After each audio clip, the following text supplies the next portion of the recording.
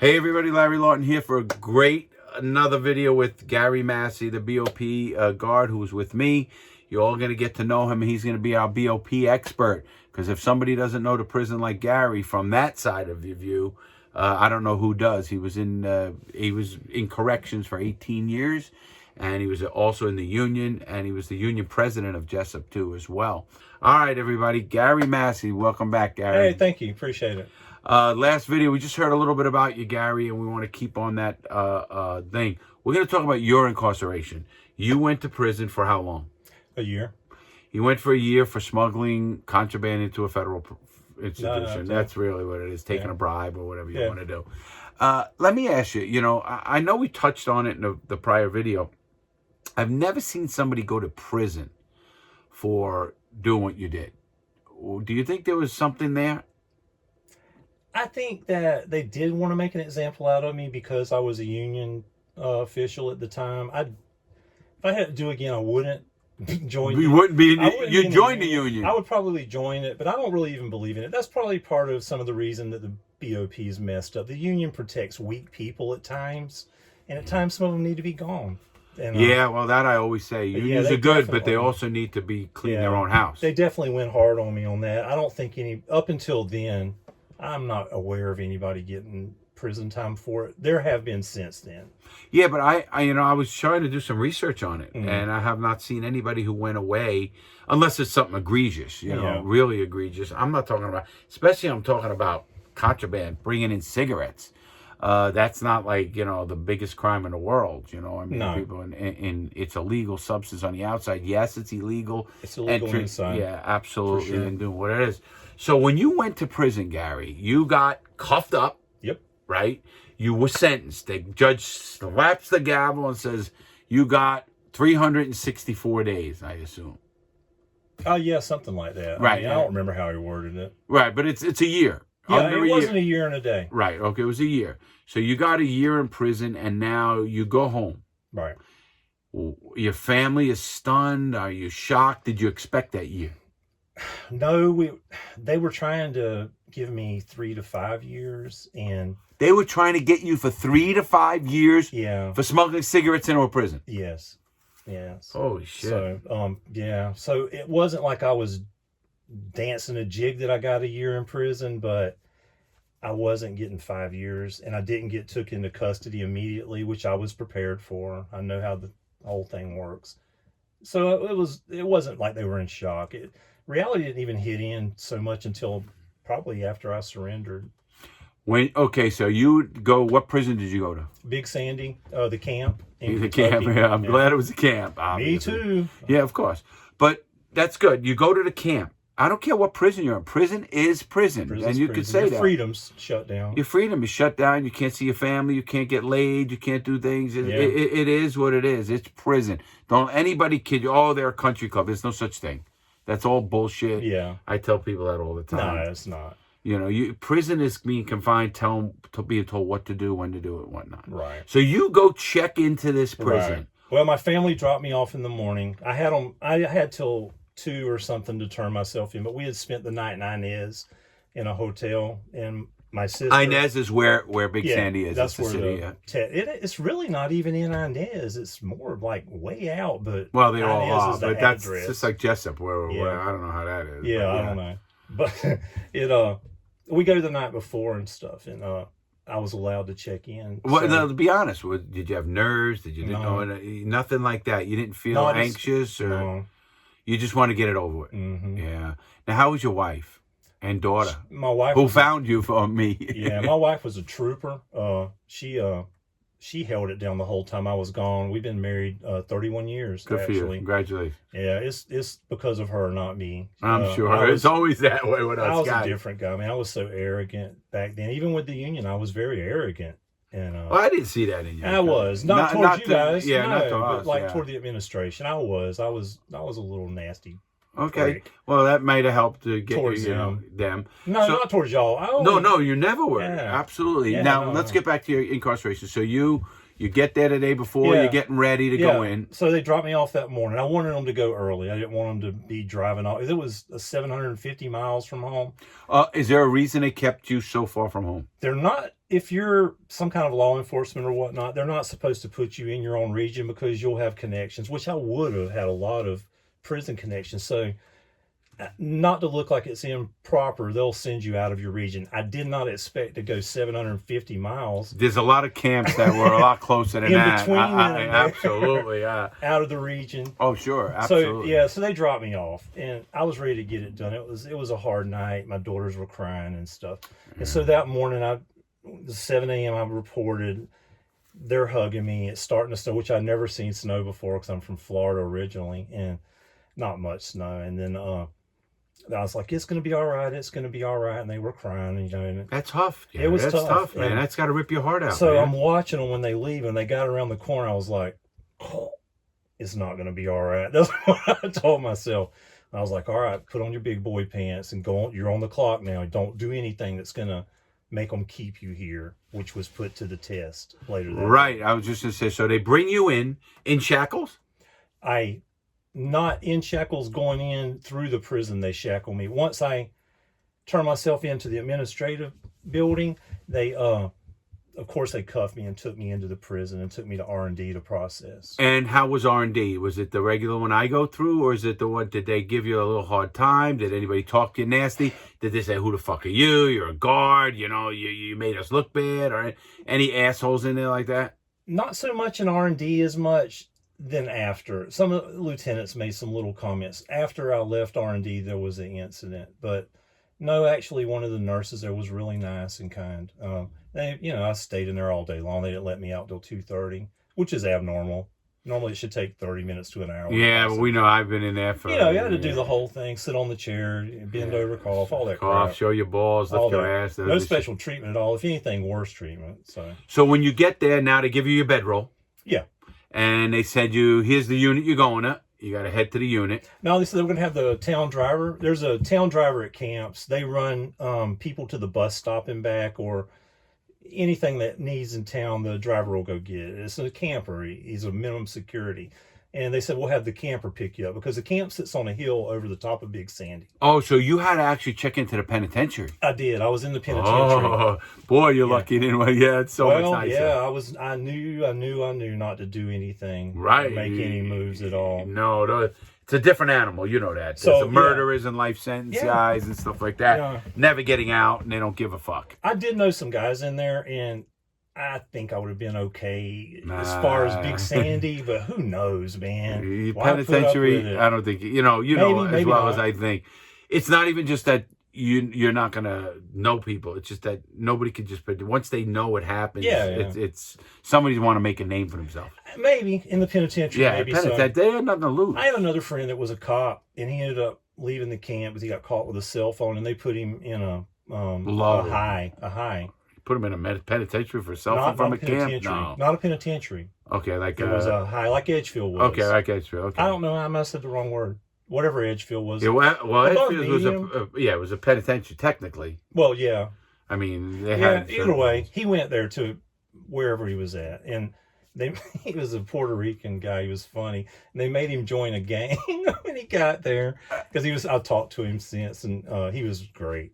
But he's like, they made me join a gang and all this stuff. And I was like, well, how'd they handle that you were a cop? He was a cop. He used to take from drug dealers and sell it to other drug dealers.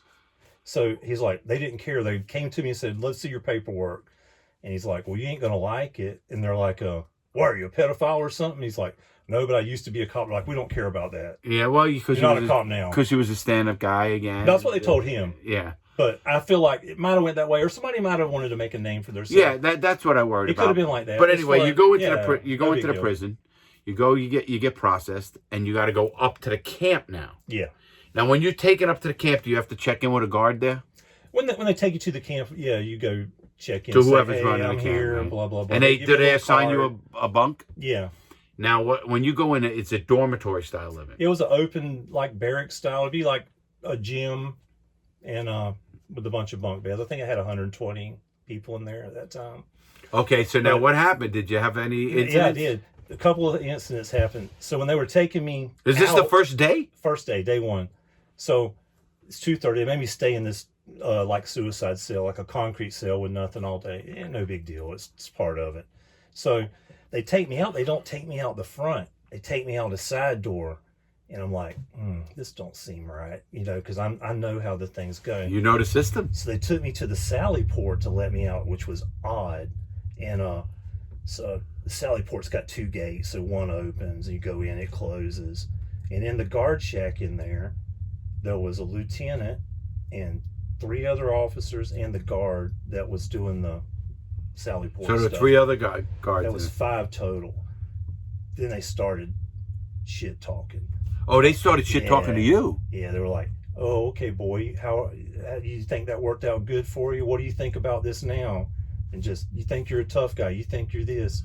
Now wait, before you're going through, what's going through your mind? Is it saying like "fuck you"? Like, I knew it was gonna happen. I knew it was gonna happen. But didn't you think like these guys think that you know, the odds are one of them were fucked up in some way or not? 100%. Yeah, I mean, just the odds say that, you know. I don't know. 100%. And now here they are trying to. They were trying to egg me into a confrontation. They would have beat my ass and threw me right back into SEG and up my custody, and then that would have been that. Yeah, and then you wouldn't have got on the bus. I go. So you shut up. You did the right thing. I shut down. I just shut down. I just did the old turn the switch off. Good for you. Like I said, when I was walking in, I said, "All right, you're on the clock now. It's time to be serious." And so then now they don't get you going. No, I didn't. I didn't fall for the bait at all. Great. I mean, was I pissed? Yes. Yes, I was pissed. And you're thinking, these fucking assholes. Oh, man, this guy, they called him John Wayne. I don't even know his real name. He ended up coming up to the camp one time drunk. They had a party on the premises. And he comes up there with 2 of his idiots in the middle of the night, flips on the lights, throws trash cans around. Just because he's a dick. Just because he's like, campers are this or that or the other. Y'all ain't worth crap. He wouldn't have did that in the penitentiary. No, of course not. He would have got killed. In a camp, they're going home. They're going home. They don't want to make it worse. Nobody there's probably doing over 5 years, most likely. Right. No, they're on their way out. There are guys I met there that were at the penitentiary and they got declassified down. Sure. But to be at a camp, you can't have violence. At least this is how it was 2007. It was what I remember. You can't have a violence charge, and you can't have any kind of sex charge. Right. Or you can't, definitely can't have over 10 years. Yeah, the time. That's how some of the guys... Yeah, you have to break down. Like, I never could get to a camp because of my violence. There was 4 guys there that had been in real penitentiaries and stuff. Yeah, they were lucky to get down. They did. Because they were probably drug dealers. Probably. Yeah, likely. Because my violent crimes wouldn't have classified me for it. So you get there, Gary. So then the guy that picks me up, he ends up being a doctor. In real life, he was a heart doctor, and he was named Manny. He was a Manny. Another Manny. Yeah, we know a Manny. Anyway, so this Manny was a very kind person. He was a nice guy. He was the town driver, and he's like, "Okay, we're going to the camp. I'm an inmate just like you." Blah blah blah. He takes me in the dorm. He's like, "Don't be scared." I said, "Manny, I'm not scared at all. I just want to get this done, man." And he's like, "Oh, okay." And so it was right there, almost at count time for the 4 o'clock stand-up count. I went through all of this stuff, and with the John Wayne guy, I wanted to just say, "John Wayne, I will beat your ass, man." But I know that feeling. It would have been bad. Yeah, and it's not 1-on-1. No, they would have sworn me. I would have got white lighted. You would have been, bam. You would have fucking been bounced around. And then they would have threw me back in the penitentiary, and I would have got bounced. But, absolutely. So count time, and they had liver that night. I remember it, liver and gravy. This is your first day in there. Day 1, first hour, I'm in there. Which liver, I like liver and gravy. So I'm like, you're rare. I was hungry. I know most people, but I do. I like it. So I go in there and eat, go back to the unit, and there's hardly nobody in there. After it opens up, everybody scatters and goes wherever they're going to go. There was maybe a few guys in the back. But up front, there was a guy sitting in my chair. And so I walked up to him. I was like, maybe he don't know that's my bunk now or whatever. Because it was in an open TV area too. You know how they have the TVs on the wall? Well, I never was into a camp, but it looks like a military thing, right? Yeah, but the TVs are on the wall like in a common area. Right. That's how the TVs were. Okay, gotcha. And there's one black TV, one white TV, one general part, whatever. Spanish TV, black, and one sports TV. And one sports TV. That's right. But yeah, you could watch sports on any channel. So anyway, my bunk was right there, and it was annoying. I ended up getting moved. the guy, he just looks at me and he says some out of the way stuff like, "Yeah, it's my chair now." And Oh, you tell him, hey, that's my chair. I said, "Hey, that's my chair. I want to," because you had to stand on the chair to get up on the bunk. I was wanting to jump up there and go to sleep. And I just had this issue with these staff within an hour ago. I was already hot, and he made the smart comment, and I let them hands go, man. He got a 2-piece and a couple. Bop, bop. Yeah. That's what happened. That's what happened. I Now, didn't hurt him. No, I got you. So you hit him, and I hit him 3 times. You hit him 3 times. Beep, beep, beep. Yeah, beep, beep, beep. He just like gets stunned. He goes, what the He was fuck? stunned and hauled ass, man. And he left. Yeah. And did that like cement that, hey, this guy's gonna defend Pretty himself? much. There was nobody that seen it, but this one guy in the TV room was a tall black guy. He was from DC. He was stealing from where they make the money, the mint. Oh wow. He was stealing from there. That's what he was in prison for. So this guy, I'm like, am I going to have to fight? You don't know who's who and who's what. No. You're in And there.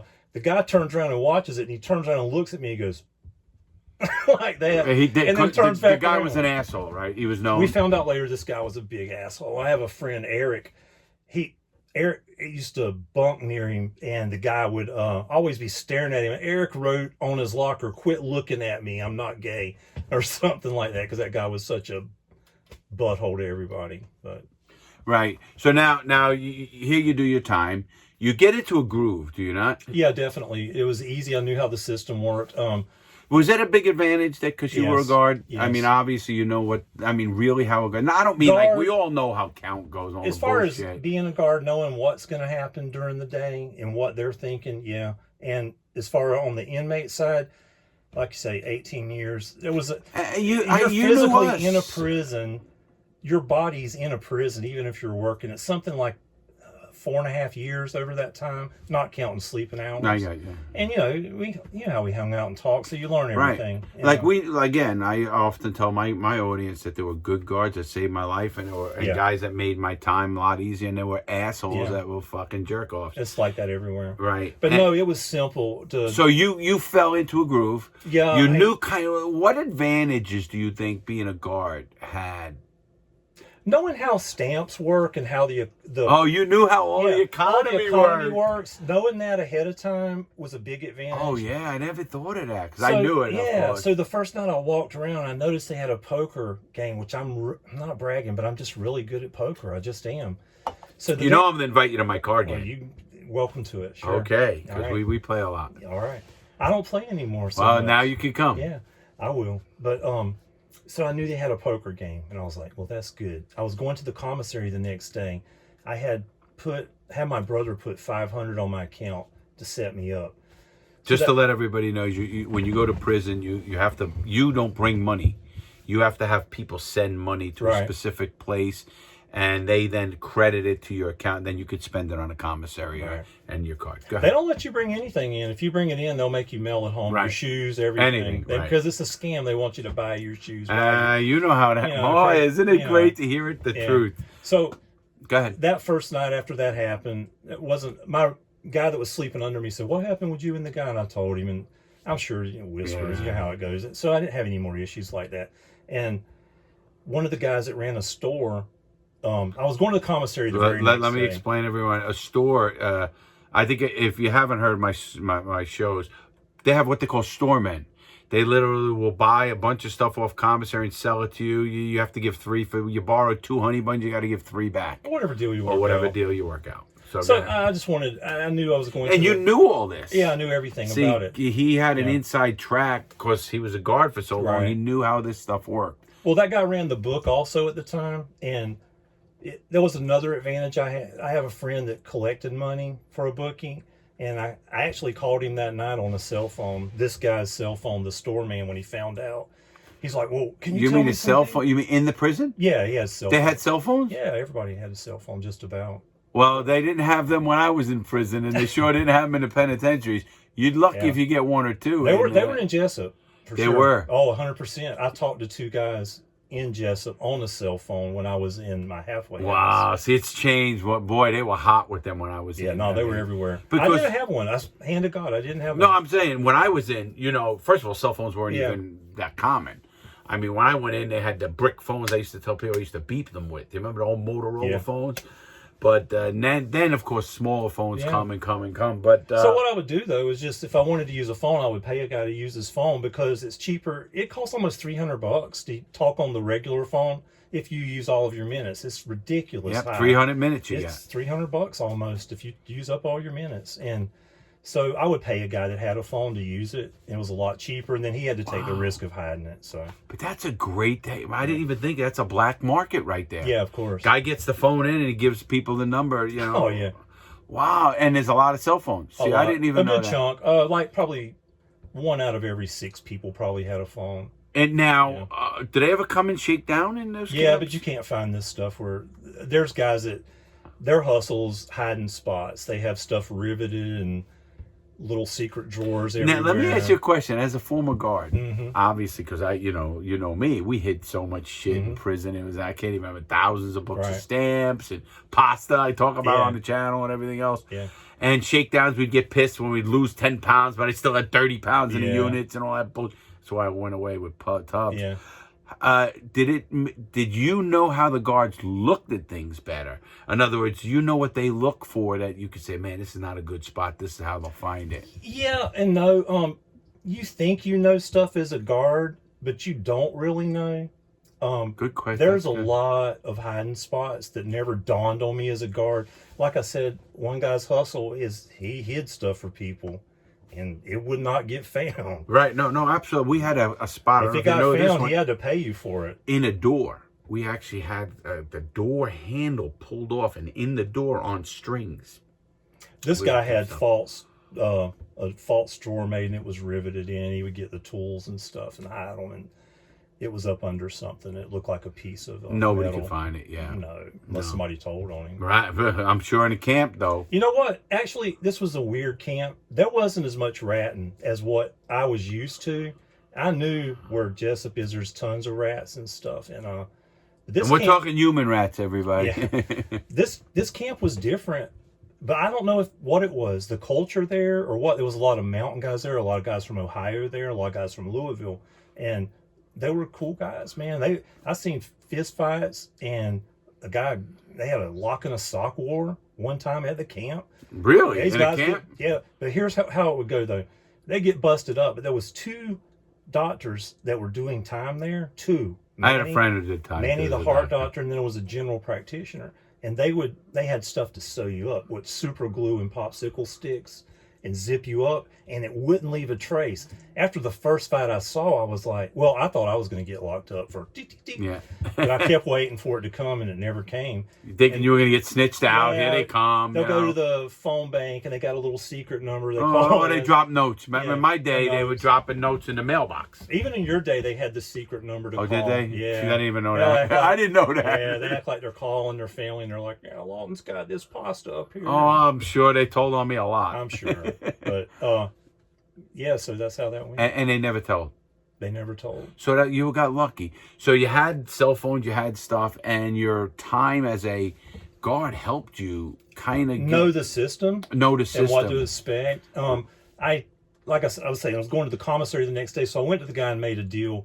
I didn't want to be in those khakis or uncomfortable, and I didn't want to wear those brogans. All right, get shorts. So I was like, I'm getting some used stuff, and so I got this way cheaper. So I made a deal with him and got a used warm-up suit, sweatsuits and a used pair of tennis shoes. and I shorts, was good there. everything. So I had extra money to spend. So then I'm like, I got to attack this card game.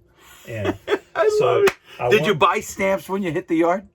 No, I wanted to attack it as a simpleton. So what I did was I had money in my account. So the store was the next day. I bought flat books from the commissary like a square would do. Right. 3 of them. You You know, can only buy 3.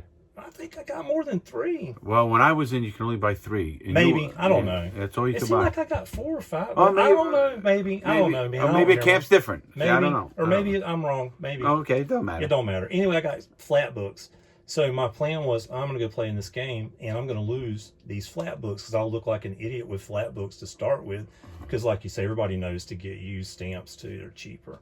And that's what I did. I sat down at the table, dumped my money off along and along, played good enough to stay in the game. And because poker is a conversational game, you can make friends playing poker and carry on all kind of weird conversations. Oh, absolutely. Keep it weird as crap and laugh and play. So you lost on purpose. On purpose.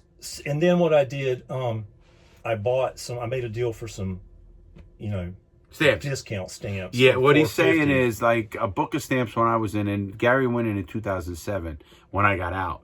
When I was in it, you buy a book of stamps, it was $5. And no matter what, even though the stamp's 33 cents, it was a $5. They're a quarter a stamp. So a book of stamps is $5. But if you bought 20 books, you can buy 25 books for $100 on the street money, they call it. So you'd say, hey, listen, I'll send you $100. Give me 25 books. Right. And I used to sell them when I had so many books because that's how you get and convert your books into money. So Gary did that. Yeah. He knows the system, obviously. Yeah, that's what I did. And you did that. So I went and bought some stamps to really, now I'm going to go play for real. They think I'm an idiot. So I played for real and would win. And I'd start winning. And they're like, oh, because they would call you. They would be like, this jackass, he's playing like an idiot. He's calling with a 2 and a 4 or whatever before. And that's a strategy right out of a Doyle Brunson book, actually. Yeah, that's right. To do that, to dump if you don't know what's going on. And then when you make your play, they'll think you're being an idiot and you're hard. You got it good. You portray being either very aggressive or not know what you're doing. That's right. Poker is a game of some luck, but there's a lot of strategy in poker. Oh, absolutely. There's odds, and like both of us being used to. Let me get this. So here you are in the prison. You got a hustle going. You're making stamps. Well, that's what I did. I started winning stamps, and so I won enough where I started selling them. Now, were you getting visits? Yeah, they tried. My family was very good, all of them. What they did was staggered them. So I would basically get a visit from someone a month. It wouldn't always be my wife and daughters. They came 3 times. It's so far. Yeah. Oh, no, I understand that. You know me. They transfer me all over the country. So I know that feeling. So here you are. You get in. You're done. You're kind of in your groove. Yeah, I'm in Are you getting nervous when you're getting... Like, I know the feeling I had after doing 12 years. But what was the feeling that excitement of getting out has got to be, It was.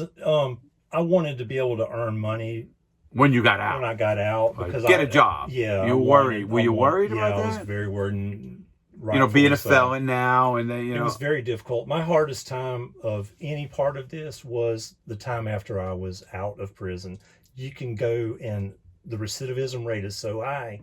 And 70-something%. You've made all these contacts with these guys. You had prior contacts. You're doing your community service. So they're all guys out there that are local criminals. And it's very easy when, I'll tell you what I did in a minute, but nothing illegal. I had to work 2 fast food jobs to make up the money. Good for you, man. You know how I respect you. Yeah, I know. You did what you had to do, man. But as far as prison, though, I had that going. I had a guy that could, he would take care of my laundry and stuff. It was his hustle. I tell people I had a houseman. Yeah. And I had to No, it's just part of doing business. Like you have bills on the street. Absolutely. And I worked in the kitchen, and I knew I could get stuff from the kitchen, so I would get vegetables. So you used to sell vegetables? No. I just for us to eat. Oh, you didn't have that hustle? No, I had a good friend, Rock and Troy. They were really good friends, and Troy worked in the food service warehouse.